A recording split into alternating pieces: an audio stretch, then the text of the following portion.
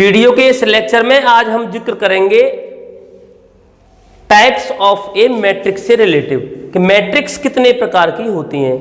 ध्यान दीजिएगा, सबसे पहले नंबर पर यहां लिखा गया है रो मैट्रिक्स, मतलब पंक्ति आव्यूह। पंक्ति आव्यूह किसे कहते हैं, मतलब रो मैट्रिक्स होती क्या है, ऐसा मैट्रिक्स जिसमें केवल एक रो का जिक्र किया जाए।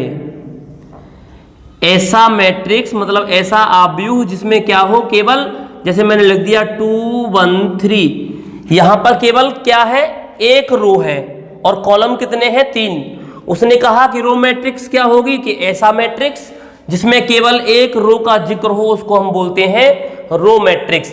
और अगर आपसे पूछ लिया जाए कि इस वाली मैट्रिक्स का ऑर्डर क्या होगा, तो ऑर्डर हम जानते थे क्या होता था, ऑर्डर होता था m × n, मतलब कितनी रो हैं, तो यहां पर रो कितनी है 1 और इनटू कॉलम कितने हैं 3। मतलब कहने का हुआ कि जो रो मैट्रिक्स होती है उसका ऑर्डर 1/2 1/3 1/4 1/ ... हो सकता है। इसके बाद हम बात करते हैं सेकंड वाले टॉपिक से। सेकंड वाला क्या है, कॉलम मैट्रिक्स। कॉलम मैट्रिक्स क्या होती है, ऐसा मैट्रिक्स जिसमें केवल एक कॉलम का जिक्र किया गया हो। कॉलम बोले तो जैसे 2 1 3, हमने केवल एक कॉलम बना दिया, ये रिप्रेजेंट कर रहा है कौन सी मैट्रिक्स को, कॉलम मैट्रिक्स, जिसको हिंदी में कहते हैं आव्यूह, स्तंभ आव्यूह। अब इसका ऑर्डर अगर निकालें तो ऑर्डर क्या होगा, रो इनटू कॉलम, तो यहां पर रो कितनी है 3 और इनटू कॉलम कितने हैं 1। इस तरीके से हमारा पहला और दूसरा टॉपिक क्लियर हुआ। तीसरा आता है जीरो मैट्रिक्स। जीरो मैट्रिक्स को हम नल मैट्रिक्स भी कह सकते हैं या वॉइड मैट्रिक्स, मतलब रिक्त आव्यूह या शून्य आव्यूह। ये जीरो मैट्रिक्स क्या होती है, जीरो मैट्रिक्स जो है, ध्यान दें, अगर आपको जीरो मैट्रिक्स को रिप्रेजेंट करना है तो ऐसा मैट्रिक्स जिसके सारे एलिमेंट जीरो होते हैं उसे हम कहते हैं जीरो मैट्रिक्स या नल मैट्रिक्स। ये पहला, ये दूसरा हो गया और ये तीसरा। इसी तरीके से इस क्रम में अगर हम आगे बढ़े तो आता है स्क्वायर मैट्रिक्स। स्क्वायर मैट्रिक्स क्या होती है, एक बार इसे मिटा देते हैं।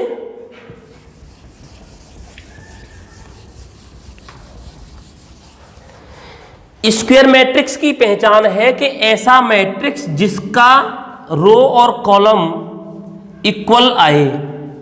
ऐसी मैट्रिक्स जिसमें रो और कॉलम दोनों इक्वल हों उसको बोलते हैं हम स्क्वायर मैट्रिक्स। जैसे एग्जांपल के लिए 2 1 3 1 2 4 5 1 2, हमने देखा यहां पर रो कितनी है 3, कॉलम कितने हैं 3, मतलब जहां नंबर ऑफ रो इक्वल हो नंबर ऑफ कॉलम के तो हम कहेंगे दिया हुआ मैट्रिक्स हमारा कैसा है, स्क्वायर मैट्रिक्स। और स्क्वायर मैट्रिक्स को हिंदी में कहते हैं वर्ग आव्यूह।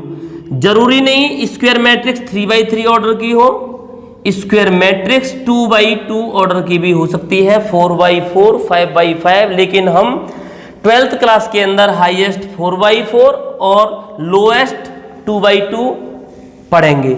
इसके बाद में ये जो हमारा टॉपिक था वो था हमारा चौथा, जो स्क्वायर मैट्रिक्स को समझाता है।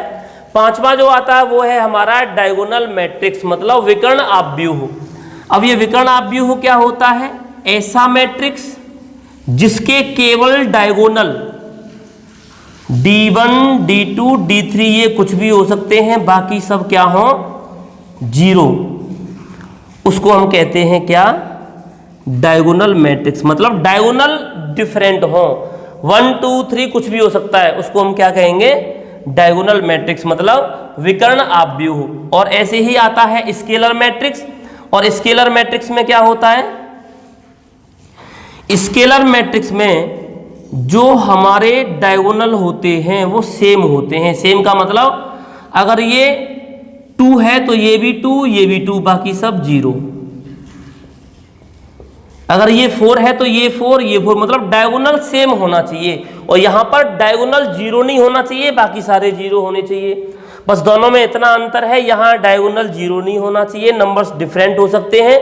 यहां पर डायगोनल सेम होना चाहिए, चाहे 1 1 हो, चाहे 2 2 हो, चाहे 3 3, और बाकी के सारे होने चाहिए जीरो।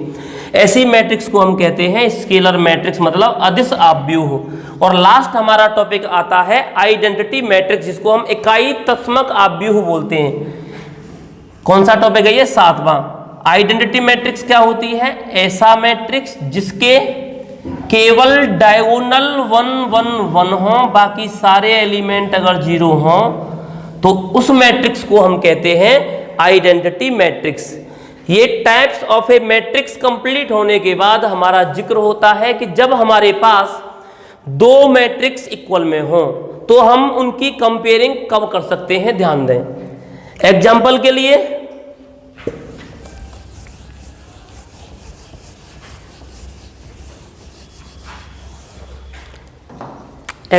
लिए मैंने यहां कोई मैट्रिक्स ली और उसका ऑर्डर मान लो मैंने लिख दिया 2/2 और बीच में इक्वल हो, और अगर इक्वल में भी एक और मैट्रिक्स है और उसका ऑर्डर भी बिल्कुल सेम पहली वाली मैट्रिक्स के बेस पर है, जितना ऑर्डर इसका है उतना ही इसका हो और बीच में इक्वल हो, तो हमारा जो काम होता है वो क्या होता है, इसके इस पहले एलिमेंट की कंपेयरिंग इसके पहले से कर देते हैं, इसके दूसरे की कंपेयरिंग इसके दूसरे से कर देंगे, और ऐसे ही अगर यहाँ एलिमेंट है तो उसकी कंपेयरिंग इससे कर देंगे, इसकी कंपेयरिंग इससे कर देंगे।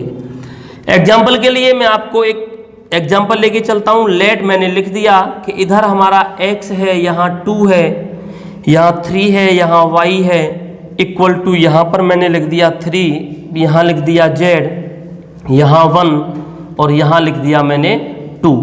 अब इसके हिसाब से अगर आपसे पूछा जाए कि बताइए x और y की वैल्यू क्या होंगी, तो हमें पहले ये देखना है कि ये वाली मैट्रिक्स जो है इसका ऑर्डर क्या है। हमने देखा इसका ऑर्डर है 2/2 और इधर वाली का क्या है 2/2, मतलब कहने का हुआ दोनों मैट्रिक्स के अगर ऑर्डर सेम है तो हम क्या करते हैं, एलिमेंट बाई एलिमेंट कंपेयरिंग कर देते हैं। तो हमने देखा यहाँ पर क्या है, ये x है और वहाँ x वाली जगह पर क्या आ रहा है 3, इस तरीके से हमारा x का रिजल्ट निकल आया 3।